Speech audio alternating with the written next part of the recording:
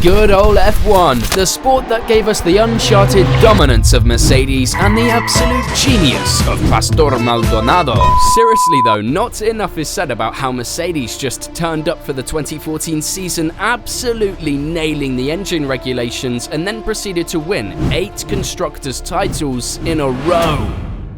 What if I told you that their victory wasn't just a stroke of luck? What if there was more to the story?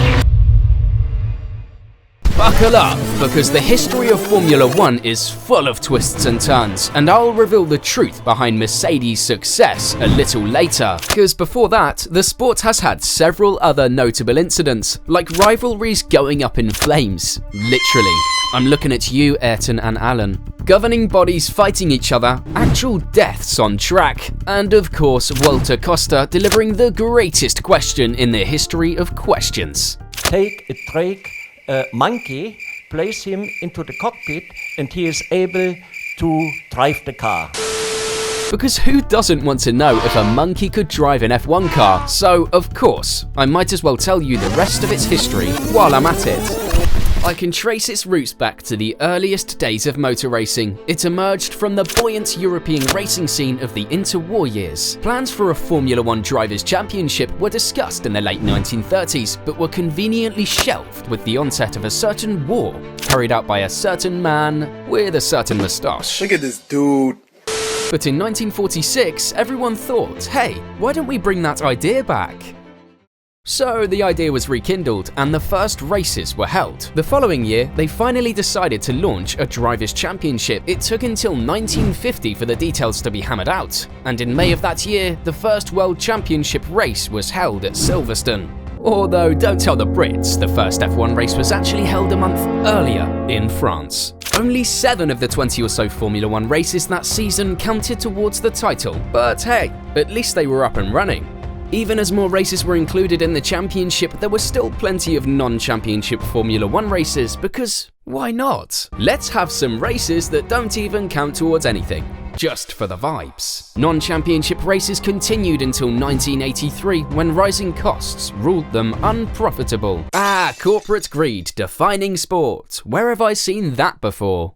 And let's not forget about the privateers. You know, those drivers who operated on their own and bought and raced their own cars. Because nothing screams professional racing like a bunch of guys who aren't, well, professionals. Nevertheless, early Formula 1 was dominated by the pre-war big boys such as Alfa Romeo, Ferrari, Maserati and Mercedes-Benz. Although Giuseppe Nino Farina won the inaugural title, the key driver in the 1950s was Juan Manuel Fangio, who won the Drivers' Championship in 1951, 1954, 1955, 1956 and 1957 with 5 separate manufacturers. Guess he got bored, huh? But don't think it was all sunshine and rainbows for Formula 1 in those early years. In fact, it was so bad that they had to run races to Formula 2 regulations because no one wanted to play with them. Only Ferrari stuck around because they clearly didn't have anything better to do. And let's not forget about the death toll. 13 drivers were killed in F1 cars in the first decade alone. But hey, that was just a small price to pay for entertainment, right? But don't worry, the cars made some absolutely insane technological advances. They went from using pre-war cars to cars that were slightly less pre-war. The engines got smaller and the tyres got narrower. Yeah, that's literally all. And let's not forget about Mercedes-Benz, who made major developments until they had a little mishap at Le Mans and decided to pack it up and go home. Cowards. But the real game changer was when Cooper introduced a rear-engined car. Seriously, this was some galaxy brain level stuff. Who knew putting the engine at the back would make it go faster? By 1961, all the manufacturers were doing it. And just to keep things interesting, the sport introduced a Constructors' Championship in 1958. Because why just have one winner when you can have a whole team win? Now back to the good old days of British dominance in Formula 1. It all started with Mike Hawthorne's championship win in 1958. But let's be real, Stirling Moss was always the real MVP, even though he never secured the world title. From Jim Clark to Jackie Stewart, John Surtees to Jack Brabham, Graham Hill to Denny Hume, The Brits and Commonwealth drivers won 9 Drivers' Championships, and British teams won 10 Constructors' titles between 1962 and 1973. It's like they were done colonising countries, so they started colonising motorsports instead. Of course, it wasn't all smooth sailing. The cars became faster and slicker, but also more expensive than a royal wedding. Lotus were the innovators with their ground effect aerodynamics that gave them enormous downforce and greatly increased cornering speeds. But let's not forget about the greatest innovation in Formula One history: advertising on cars. That was truly revolutionary. Well, at least for the participants' wallets. But of course, as Uncle Ben would say, with great speed comes great danger. Jochen Rindt won the Drivers' Championship posthumously in 1970, the only man to do so, proving that the risks were still very real. There was another tragedy at the 1973 US Grand Prix where François Souvart lost his life. Even Jackie Stewart retired after that one, and he's a tough Scotsman. The mood around the sport unsurprisingly took a turn for the worst. But worry not, for Ferrari was there to save the day with Niki Lauda and Clay Regazzoni. Lauda won 3 drivers' titles, but it wasn't all smooth sailing for him either. A fiery crash at the German Grand Prix in 1976 left him with burns so severe that he wasn't expected to survive. But this is Formula One, baby. He was back in the cockpit 6 weeks later like it was nothing. And let's not forget about Bernie Ecclestone, the man who turned Formula One into a billion-dollar global business. He rearranged the management of the sport's commercial rights and convinced the teams to work together. Genius! Who cares about the risks when there's money to be made? Am I right?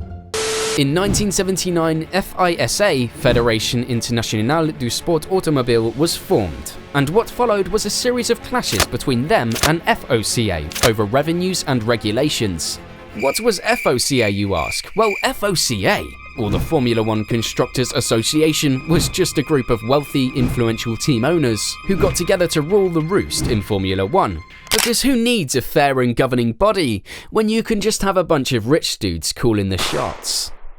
But let's be honest, who doesn't love a good spat between bureaucratic entities? FOCA even went so far as to boycott a race and threaten a breakaway, which seems like a pretty bold move for a bunch of people driving around in circles. Of course, FISA retaliated by removing its sanction from races, because nothing says let's solve our problems like a good old-fashioned game of tit for tat. Finally, in 1981, an uneasy truce was reached with the Concorde Agreement, which really just sounds like either a really cool plane or a really boring document. Also, this is the same FISA that was replaced by the FIA in 2014, because its influence had declined gradually over the years because, well, it wasn't really much good at its job. So they decided to give us the FIA, which is, well, not very good at its job considering recent events. I'm looking at you, Abu Dhabi 2021, but I'll get back to that a little later. But enough about politics, let's talk about the real stars of the show, the drivers and their magnificent machines. In 1980, Alan Jones and the Williams team dominated, and in 1981, Nelson Piquet swooped in and stole the title by one measly point with a victory at the US Grand Prix. Things were looking good in 1982 with a juicy rift brewing between Ferrari's Gilles Villeneuve and Didier Pironi. But then Villeneuve went and got himself killed at Zolder, which once again ruined the mood that year. And to make matters worse, just 2 months later, Pironi was so badly injured in practice for the German Grand Prix that he was forced to stop racing forever. From then on, the turbos took over like a bad case of indigestion after a spicy Friday night curry. These little devils first appeared in 1977, but it wasn't until the 1980s that they really started to dominate. Piquet won his second title in 1983 with Brabham, and then Lauda's half-point victory in 1984 marked the beginning of McLaren's period of dominance. Over the next 8 years, McLaren won the driver's title 7 times with Alain Prost and Ayrton Senna. And in case you were wondering, yes, they were really that good. In fact, their zenith came in 1988, when they won 15 out of 16 races. Which is pretty much like winning the Olympics, the World Cup, and the Nobel Peace Prize all rolled into one. Of course, nothing lasts forever, and for the 1989 season, the turbos were banned, which made the relationship between Prost and Senna deteriorate rapidly. The two even crashed into each other in a title decider when Senna tried to pass Prost onto the first corner at the Japanese Grand Prix, almost like they were so in love with each other they couldn't stay apart. And you know who I'm in love with? You! So make sure you subscribe to the channel for more unbelievably awesome and totally legendary F1 videos.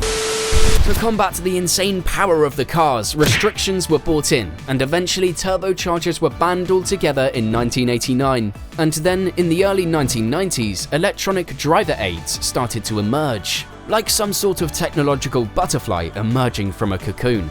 Semi-automatic gearboxes and traction control were the new hotness, and the battle between new technology and the FIA's desire to make sure the drivers weren't totally useless raged on for the next 2 decades. During this time, a few teams dominated, which didn't exactly make for thrilling races. McLaren, Williams, Renault, formerly Benetton, and Ferrari won every world championship from 1984 until 2008, which is like a game of rock, paper, scissors, where everyone keeps picking rock. While the Big Four were busy winning all the championships, the smaller independents were struggling to keep up. During those incredibly boring years, 28 teams came and went, few making more than an ephemeral mark, which is basically a fancy way of saying they were here and then they were gone. Oh boy, where do I even start with Formula 1 in the late 90s and early 2000s? The sport was dominated by Michael Schumacher and Ferrari, who won so much that they probably ran out of champagne to spray on the podium. I mean, the guy broke Fangio's record in 2004 with his 7th title win, for crying out loud. Schumacher was a real charmer, with his habit of bending the rules and being an all-round sore loser. Who wouldn't want to root for him? But all that winning came at a cost. The sport's popularity took a massive nosedive. People just couldn't handle the sheer excitement of seeing the same guy win over and over again. And to make matters worse, the FIA kept changing the rules, like they were playing a game of let's see what sticks. Team orders were banned in 2002, after Ferrari famously manipulated a race in Austria. But hey, at least they were trying to make things interesting. Meanwhile, manufacturer-owned teams like Renault, BMW, Toyota, and Honda were dominating the championship. And then you had McLaren, who were too busy scratching their heads and wondering where the hell it all went wrong. These big teams even formed their own little club, the Grand Prix Manufacturers Association, and negotiated a bigger slice of the profit pie. Greedy much? Formula 1 also started expanding into new markets in the Far and Middle East. Because what better way to showcase the sport's heritage and history than to race into countries that have never even heard of it before? In 2006, the FIA mandated that teams switch to cheaper, smaller V8 engines. And let me tell you, they sounded sick. Like, really sick. Maybe someone should have checked on them with some cough drops or something. But it was a good thing that they switched to these V8 engines, because in 2008, the global recession hit Formula 1 like a wrecking ball. And no, I'm not talking about Miley Cyrus. I'm talking about the fact that many major manufacturers like Jaguar and BMW were forced to leave the series. You know, because racing wasn't the lifeblood of their company or anything. But hey, the smaller teams were able to weather the storm, which is great. And when the global economy slowly bounced back, Formula 1 decided it was time for some more rule changes. In 2014, they decided to switch back to turbocharged engines. Because why not? The FIA mandated that all cars must run on a 1.6-litre V6 hybrid turbocharged engine that could not use more than 100 kilograms of fuel in an hour. It's like they were playing a game of how many buzzwords they could fit into one sentence. These engines produced a consistent 600 horsepower, but they could boost their output at certain times using an onboard system called KERS. It's like a superhero power, but for cars. When boosted, these engines could make 750 horsepower, just like their predecessors, and these are the same engines that are used in 2023.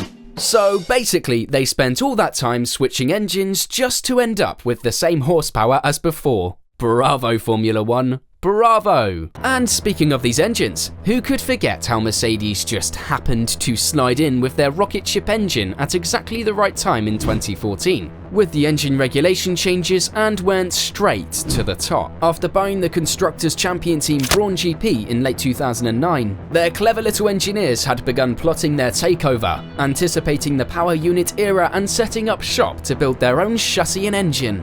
Like some kind of evil automotive mastermind.